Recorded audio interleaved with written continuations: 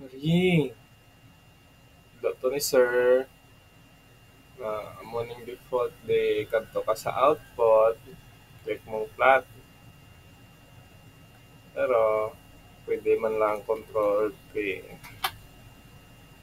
Tapos select mong printer mo or plotter. Ang tutorial ni sir, DWG to PDF. Click mo na, paper size mo, bisan din lang din. Gusto ka. Pero ang kay sir daw mo na yung in short. Short, gusto ko pa landscape or portrait, gusto ka. Tapos center plot. Tapos plot area, what to plot, extents. Antes ka antes ka mag-click OK, ano na ba yung preview, kay base ang linya ni piece or hindi ka tano. So far, so good. Di wow. Chart. Tapos, click mo OK. Tapos, save na na sa as PDF. Pangitao lang na ako din mo i-save. Mga PDF na sila yun. Tapos, sa isa naman, drawing, Control P, Control P, gapon na.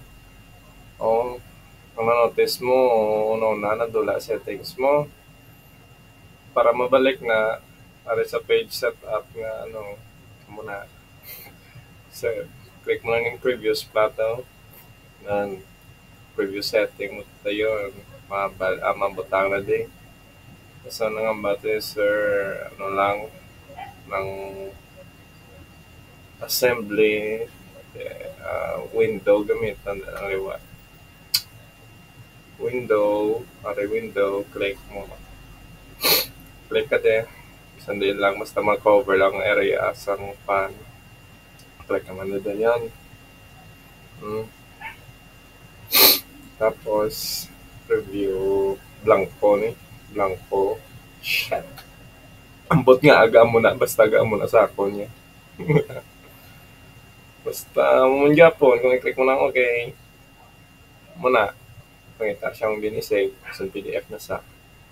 Okay, bye!